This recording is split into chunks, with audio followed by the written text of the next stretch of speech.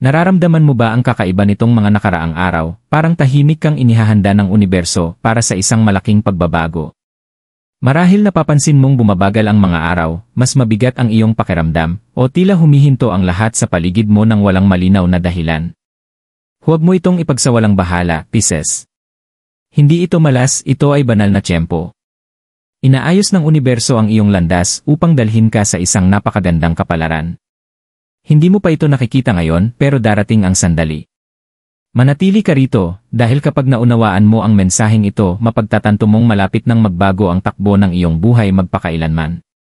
Pisces, ikaw ang kaluluwang laging nakakaramdam ng malalim, ang sakit, ang pag-ibig, ang katahimikan, at maging ang mga palatandaang hindi napapansin ng iba. Kamakailan, marahil ay nakaramdam ka ng pagkakalayo o pagkalito, na parang tumahimik ang buong mundo sa paligid mo. Pero ang katahimikang iyon ay hindi kawalan, ito ay paghahanda. Inaayos ng universo ang iyong landas, nililinis ang iyong espiritu, at tinuturuan kang maghintay para sa isang pambihirang biyayang paparating sa iyong buhay.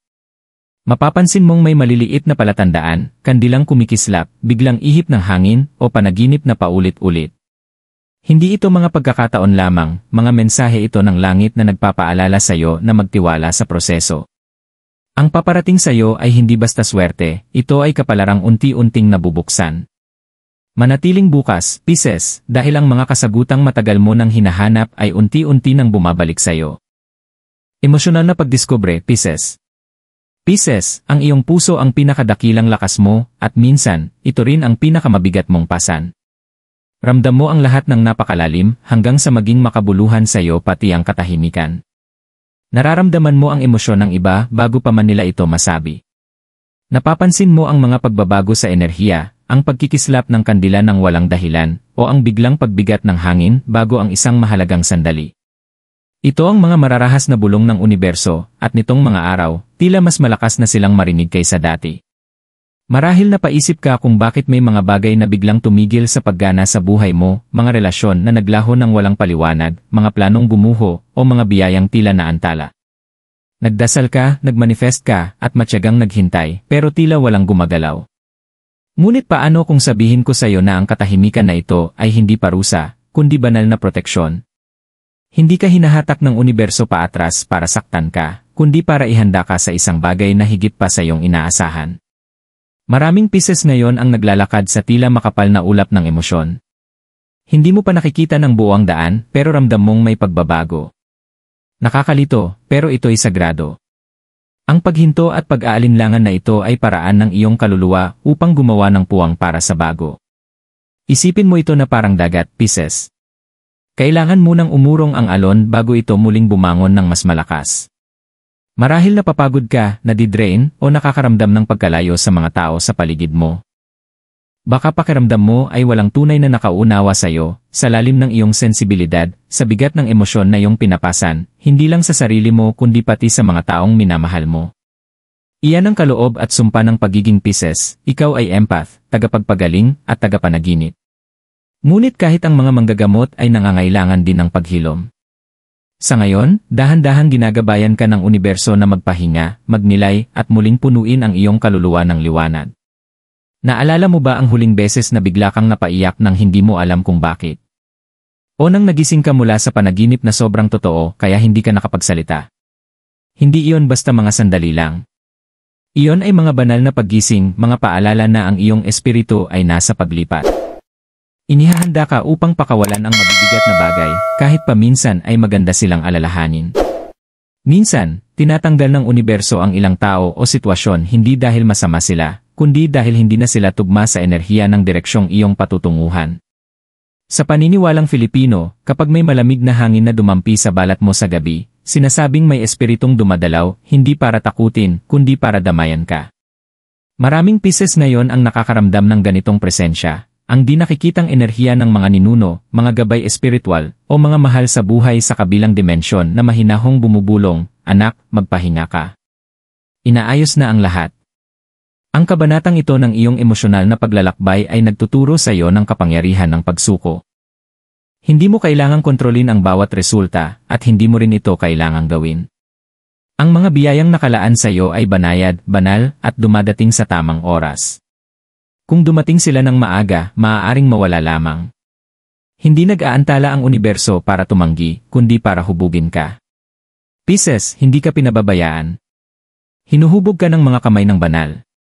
Bawat luha, bawat pagkaantala, bawat panalangin tila di sinagot ay bahagi ng isang kosmikong ayos na magdadala sa iyo sa isang pambihirang kapalaran. Hindi ka nawawala, ikaw ay inilalagay sa tamang lugar. Ang kalituhang nararamdaman mo ngayon ay isang araw ay magiging malinaw at marirealize mong lahat ng nangyari ay hindi laban sa iyo, kundi para sa iyo. Kaya ngayong gabi, kapag naramdaman mong may bigat sa dibdib mo o nang kumikislap ang kandila sa tabi mo, huminto ka saglit at ibulong ng mahinahon. Tiwala ako sa proseso. Alam kong may magandang bagay na inihahanda para sa akin. Dahil totoo yon, Pisces. Hindi ka nakalimutan ng universo. Tahimik itong kumikilos, inaayon, at pinagpapala ang iyong landas sa paraang hindi mo pa nakikita. Espiritual na pahayag, Pisces. Pisces, matagal ka nang minamasdan ng universo ng may malalim na malasakit. Bawat luha mong pumatak sa katahimikan, bawat sandaling tinanong mo ang iyong layunin, narinig iyon ng iyong mga anghel. Nilakad mo ang mga unos na maaaring nagpabagsak sa iba, ngunit heto ka pa rin, nakatayo, umaasa, at patuloy na naghahanap ng kahulugan. Hindi ito kahinaan, Pisces. Iyan ay banal na lakas. Hindi lahat ay pinipiling maranasan ang ganitong uri ng pagbabago. Tanging ang mga kaluluwang may sinaunang karunungan, mga lumang espiritu tulad mo, ang binibigyan ng mga landas na puno ng aral upang hubugin ang puso. Isa ka sa kanila. Ang sakit, ang mga pagkaantala, ang pagkalito, kailanman ay hindi parusa ang mga ito. Mga pagsubok itong sagrado, dinisenyo upang gisingin ang iyong mas mataas na sarili at muling iugnay ka sa banal na planong naisulat na bago ka pa man isilang. Sa ngayon, nasa yugto ka ng tinatawag na banal na paghahanda. Sa espiritualidad ng mga Pilipino, madalas sabihin ng matatanda, kapag may dumaan na malamig na hangin, may pagbabago ng paparating. Kapag ang malamig na simoy ng hangin ay dumampi sa iyong balat ng walang dahilan, ito ay tanda ng paparating na pagbabago, isang bulong mula sa daigdig ng mga espiritu na ang enerhiya sa paligid mo ay nagbabago. Pisces, nadama mo na ang simoy na yon. Nasa paligid mo ang mga senyales, mga panaginip na tila totoo, mga numerong paulit-ulit na lumilitaw, o mga kantang biglang tumutugtog sa tamang sandali. Hindi ito mga pagkakataon, mga kumpirmasyon ito. Tinuturuan ka ng universo kung paano makinig, hindi gamit ang tenga, kundi ang iyong espiritu. Bawat pagkaantala ay mensaheng nagsasabing, maghintay. Bawat saradong pinto ay bulong na, may mas maganda pa. At bawat luha na pumapatak ay nagiging tahimik na panalangin na sinasagot sa banal na oras. Hindi ka naglalakad ng mag-isa. Kasama mo ang iyong mga ninuno, mga gabay espiritual, at mga kaluluwang minahal at nawala, pinapatnubayan ang bawat hakbang mo. May mga gabing tila may bigat na dumadagan sa dibdib mo, hindi ito takot, kundi enerhiyang gustong kumawala. Ang dating ikaw ang nagdududa sa sariling halaga o naliligaw sa landas, ay tinatawagan na ngayon na sumuko. Inaalis mo ang mga lumang karmic layers, Pisces. Nililinis ka sa pamamagitan ng mga unos ng damdamin upang mas lumiwanag ang iyong espiritu. May isang propesya, binubulong sa parehong kulturang Pilipino at sa mga sinaunang mistikong tradisyon na nagsasabing, ang mga tanda ng tubig ay babangon sa katahimikan. At ikaw yon, Pisces, tubig ka. Hindi ka lumalaban tulad ng apoy o matatag na nakatayo tulad ng lupa, ikaw ay umaagos. At sa iyong pag-agos, ikaw ay nagpapagaling. Iyan ang iyong banal na kaloob, ikaw ang sisidlan kung saan ang emosyon ay nagiging pagbabago, kung saan ang panaginip ay nagiging realidad. Minsan, kailangang alisin ng universo ang lahat ng pamilyar upang matuklasan mo kung sino ka talaga, nang walang pagkakabit sa nakaraan. Isipin mo ang mga mangingisdang nag-aayos muna ng lambat bago dumating ang bagyo. Hindi sila nagmamadaling pumalaot, inaayos nila, pinatitibay, at naghihintay ng tamang agos. Ganoon ka rin, Pisces. Inaayos mo ang iyong panloob na lambat. Inihahanda ka upang tanggapin ang mga biyayang napakalawak na hindi kakayanin ng dating ikaw. Kung napapansin mong kumikislap ang mga ilaw, may biglang pagtaas ng enerhiya, o nakararanas ka ng kakaibang kapayapaan sa gitna ng kaguluhan, pakinggan mo yon. Iyon ay mga spiritual alignments. Ibig sabihin, nagbabago ang iyong vibration. Lumalawak ang iyong enerhiya upang umayon sa mga pagpapalang ipadadala sa iyo ng banal. Maraming Pisces ngayon ang nagigising sa psychic sensitivity, mga panaginip na may kahulugan, mga biglang sulyap sa hinaharap, o mga kaisipang biglang nagkakatotoo. Huwag kang matakot. Iyan ay paggising sa iyong tunay na likas na espiritual. Minsan sinabi ni Baba Vanga, ang mga matang madalas lumuha ang siyang makakakita ng pinakamalayo. Pisces, nilinis ng iyong mga luha ang iyong paningin. Nagsisimula ka ng makita lampas sa karaniwan, sa mga di nakikitang hiblang nagdurugtong sa iyong kapalaran. Malapit mo nang maunawaan kung bakit may mga taong biglang umalis sa iyong buhay. Hindi sila itinakdang sumama sa susunod mong pag-akyat. Inaalis ng universo ang anumang hindi dapat sumama sa lugar na nakalaan para sa iyong pagbangon. At si Nostradamus, minsang nagsalita tungkol sa mga tahimik, mga kaluluwang mukhang basag sa labas, ngunit may dalang banal na karunungan sa loob. Iyan ay ikaw, Pisces. Ang iyong katahimikan ang naging pinakadakila mong guro. Madalas kang hindi maunawaan ng mundo, ngunit alam ng langit na iyan ang iyong lakas. Natutunan mong makinig bago magsalita, maramdaman bago kumilos, at magtiwala bago makakita. Kaya't ang susunod na kabanata ng iyong buhay ay hindi magiging karaniwan, ito ay magiging banal na orkestrado. Kung madalas kang managinip tungkol sa tubig, karagatan, ilog o ulan, tanggapin mo iyon bilang kumpirmasyon. Sa paniniwalang Pilipino, ang tubig sa panaginip ay tanda ng renewal. Simbolo ito ng paglilinis sa nakaraan at paghahanda sa kasaganaan. Nililinis ka hindi lamang sa emosyon, kundi sa enerhiya. Niluluwagan ng universo ang espasyo para sa mga biyayang darating sa anyo ng pag-ibig, katatagan, at kapayapaan. Malapit na, Pisces, mararamdaman mo ang pagbabago. Mawawala ang bigat sa dibdib mo. Matutunaw ang pagkalito. Mapapansin mo ang mga sabay-sabay na tanda, mga estrangherong biglang nagsasalita ng eksaktong salitang kailangan mong marinig, mga mensaheng hindi inaasahan, o mga pagkakataong tila himala. Kapag nangyari yon, huwag magduda. Iyan ang iyong spiritual breakthrough. Lahat ng senyales na natanggap mo ay nagdala sa iyo rito, sa sandaling ito ng paggising. Hindi mo na kailangang hintayin pa ang universo na kumilos, matagal ka nang hinihintay nitong buksan mo ng buo ang iyong puso. Ngayong gabi, sa katahimikan ng mundo, huminga ng malalim. Pumikit. At ibulong ng may pananalig. Handa na akong tumanggap. Pinalalaya ko ang luma at tinatanggap ang bago. Dahil, Pisces, nagsimula na ang iyong panahon ng pahayag. Ang banal na planong minsang tila nakatago ay unti-unti nang nagbubukas sa iyong harapan.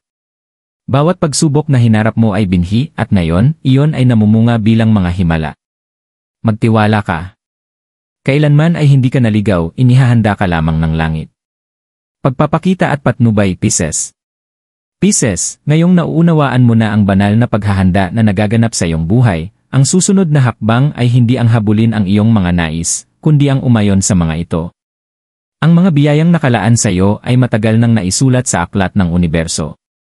Ang kailangan mo ngayon ay itaas ang iyong puso, enerhiya, at mga kilos sa parehong dalas ng mga biyayang iyon. Nilakbay mo na ang mga unos ng damdamin at natutunan mong maging matiisin sa gitna ng sakit. Ngayon ay dumating na ang sagradong sandali kung saan ang pananampalataya ay nagiging katotohanan.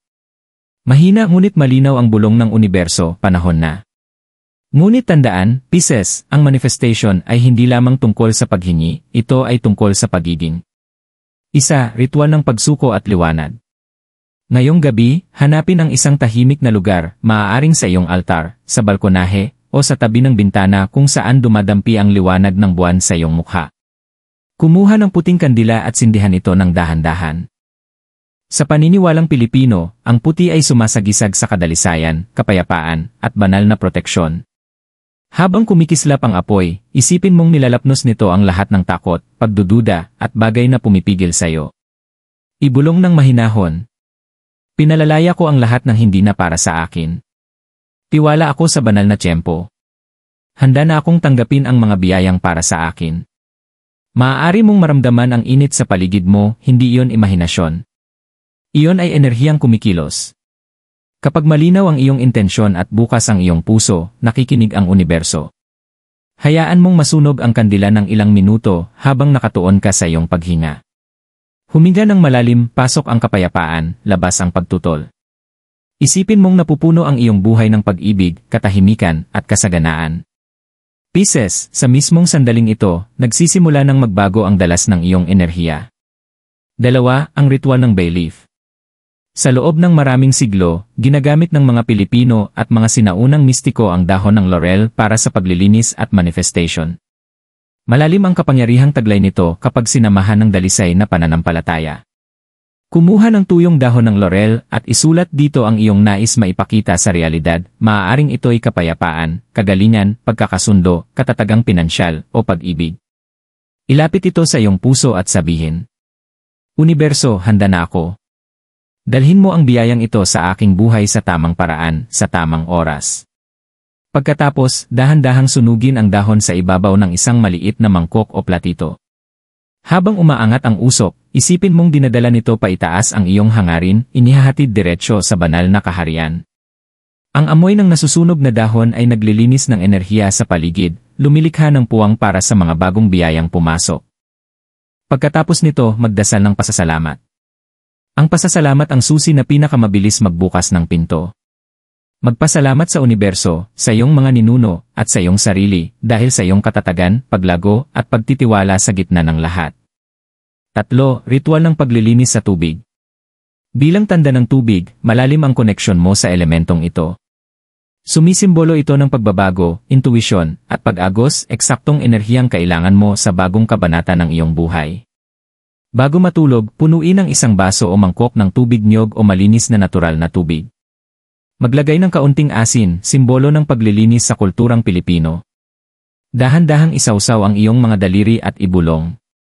Habang hinuhugasan ko ang luma, nagbibigay ako ng puwang para sa bago. Maaari kang magwisik ng ilang patak sa iyong noo o pulso, mga bahagi ng katawan na konektado sa intuisyon at daloy ng enerhiya. Ang simpleng ritual na ito ay sagisag ng espiritual na paglilinis, paghuhugas ng mga pagdududa at bigat ng nakaraan. Naniniwala ang matatandang Pilipino na ang ganitong ritual ay nagbabalik ng kalinawan at nagdadala ng mapayapang panaginip. 4. Mga afirmasyon ng pananampalataya. Bawat umaga, bago mo buksan ang iyong telepono o makipag-usap kaninuman, ilagay ang iyong kanang kamay sa iyong puso at sabihin ng buong pananalig. Tiwala ako sa takbo ng aking buhay. Lahat ng para sa akin ay patuloy na lumalapit sa akin. Ako ay pinoprotektahan, ginagabayan, at minamahal ng universo. Ang mga afirmasyon ay parang mga binhing itinatanim sa iyong isip. Habang paulit-ulit mong sinasabi ang mga ito, nagbabago ang iyong enerhiya. Unti-unti mong mapapansin, mas gumagaan ang bawat araw, mas umaayon ang mga tao at pagkakataon sa iyong landas. Ang banal na paalala. Isa sa pinakamalaking hamon ng Pisces ay ang kontrol. Madalas mong gustong ayusin ang lahat, tulungan ang lahat, at pasanin ang emosyon ng mundo. Ngunit sinasabi sa iyo ngayon ng universo, bitawan mo na. Habang mas nagsusuko ka, mas maraming himala ang nabubuksan. Kapag bumagsak ang plano, sabihin mo, ayos lang. May mas mabuti pang darating. Kapag naligaw, sabihin mo, maaaring hindi ko pa ito nakikita, pero ginagabayan ako. Kapag nawawalan ng pasensya, alalahanin. Ang pagkaantala ay hindi pagtanggi, ito ay banal na proteksyon. Tiwala, Pisces. Tulad ng dagat na hindi aangat nang wala ang utos ng buwan, ang mga biyayang para sa iyo ay hindi darating hanggat hindi handa ang iyong kaluluwa na tanggapin ang mga ito. 6. Mga palatandaan na gumagana na ang iyong manifestation. Habang umaayon ang iyong enerhiya, lilitaw ang mga senyales. Maaaring makakita ka ng angel numbers. O marinig ang kantang tila eksaktong sagot sa iyong sitwasyon. Maaaring managinip ka ng tubig o liwanag. Mapapansin mong mas magaan ang pakiramdam mo, kalmado, payapa, kontento, kahit hindi pa dumarating ang hinihintay mong biyaya. Iyan ang lihim ng tunay na manifestation, maramdaman muna ang biyaya bago ito lumitaw. Ang enerhiyang ibinubuga mo ang siyang magnetong humihila sa iyong kapalaran. At kapag nangyari na ito, kapag nasagot ang iyong panalangin, natupad ang iyong hiling, at payapa na ang iyong puso, huwag kalimutan ang pasasalamat. Mas mabilis tumugon ang universo sa enerhiya ng gratitude kaysa sa alinmang hangarin. 7. Huling patnubay para sa Pisces. Pisces, ang iyong paglalakbay ay hindi tungkol sa paghabol ng mga himala, kundi sa ikaw mismo ang maging himala. Bawat karanasan, sakit, paghihintay, at pagsubok ay naging pagsasanay ng iyong kaluluwa upang makilala ang kagandahan sa oras na ito ay dumating. Sa paniniwalang Pilipino, sinasabi natin, ang tamang oras ay ipinagdarasal, hindi minamadali. Iyan ang iyong mensahe ngayon. Maging matiisin, manampalataya, at maglakad ng may biyaya. Malakas ang enerhiya sa paligid mo, Pisces. Nasa hangganan ka ng banal na pagbabagong anyo. Hindi na malayo ang iyong mga biyaya, papalapit na sila, paisa-isang senyales. Kaya sindihan mo ang iyong kandila, ibulong ang iyong hangarin, at tumitig sa apoy. Iyan ang refleksyon ng iyong espiritu, nagliliwanag, buhay, at walang makapipigil. Nakikita ka ng universo, Pisces. Matagal na nitong naramdaman ang iyong puso. At sa wakas, malapit nang makita ng lahat ang liwanag mo. Pisces, huminga ka ng malalim. Nilakbay mo na ang katahimikan, ang mga unos, at ang mga sagradong paggising, at ngayon, narito ka, nakatayo sa gilid ng isang pambihirang bagong yugto. Lahat ng naramdaman mo nitong mga nakaraang araw, bawat pagkaantala, bawat luha, bawat bulong ng pagdududa, lahat iyon ay may dahilan. Hindi ka kailanman pinabayaan ng universo. Inihahanda ka lamang nito. Ngayon, habang pumapasok ka sa bagong dalas na ito, maramdaman mo kung gaano nakagaan ang iyong kaluluwa. Ang kalituhan na minsang bumabalot sa iyong landas ay unti-unting naglalaho, at sa halip, lumilitaw ang isang abot tanaw na tinatablan ng banal na liwanag. Ang init na mararamdaman mo sa iyong dibdib, hindi iyon pagkakataon. Iyon ang patunay na nalampasan ng iyong espiritu ang pagsubok, at handa ka na ngayon para sa mga biyayang nakalaan talaga para sa iyo. Lingunin mo sandali, Pisces. Bawat sakit na tiniis mo ay humubog sa iyong puso upang maging ginto. Ang mga taong umalis ay nagturo sa iyo ng katatagan. Ang paghihintay ay nagturo sa iyo ng pananampalataya. At ang pag-isa nagturo sa iyo kung paano makinig sa iyong sariling intuisyon. Lumago ka sa katahimikan at ngayon, panahon na upang mamulaklak ang katahimikang iyon bilang mga himala. Sa paniniwalang Pilipino, kapag ang kandila ay nagliliyab ng tahimik at hindi kumikislap, nangangahulugang tinanggap na ng langit ang iyong panalangin. Kaya kung ngayong gabi ipayapa ang sindi ng iyong kandila, ngumiti ka at ibulong ang isang tahimik na salamat. Ang pasasalamat ang tatak ng katuparan. Narinig ka na ng universo at ngayon, kumikilos na ito upang buksan ang mga bundok pabor sa iyo. Mula sa araw na ito, mangako kang mamuhay ng may kababaang loob at tiwala. Kapag hindi ayon sa plano ang mga bagay, alalahanin, ang pagkaantala ay proteksyon. Kapag may pinto ang nagsara, tandaan na dinadala ka lang nito sa mas mainam na daan. At kapag lumitaw ang mga palatandaan, mga numero, panaginip, kanta, o biglang samyo ng bulaklak sa isang tahimik na silid, alamin mong iyon ay paraan ng universo upang sabihin, narito pa rin kami, ginagabayan ka. Pisces, ikaw ay tubig, likas kang umagos, magpagaling, at magdala ng kapayapaan saan ka man mapunta. Huwag mong maliitin ang iyong kabaitan, iyan ang iyong lakas. Ang parehong karagatang tila kalmado ay may kakayahang gumalaw ng mga bundok kapag ginabayan ng buwan. Ganoon ka rin ginagabayan ng mas mataas na ritmo, ng banal na tiempo. Kaya ngayong gabi, sindihan mong muli ang iyong kandila at sabihin ng buong pananalig. Tiwala ako sa proseso. Pinalalaya ko ang takot. Tinatanggap ko ang lahat ng nakalaan para sa akin. At habang dahan-dahang sumasayaw ang apoy sa harapan mo, damhin ang katotohanan ng iyon, nagsimula na ang iyong bagong simula. Ipinagmamalaki ka ng universo, Pisces. Nilakbay mo ang dilim at natagpuan mo ang liwanag sa loob ng iyong sarili. Mula ngayon, lumakad ka ng may pananampalataya, magsalita ng may pag-ibig, at mabuhay ng may katiyakang bawat hakbang mo ay ginagabayan. Ang iyong kwento ay hindi na tungkol sa paghihintay, ito ay kwento ng pagdating.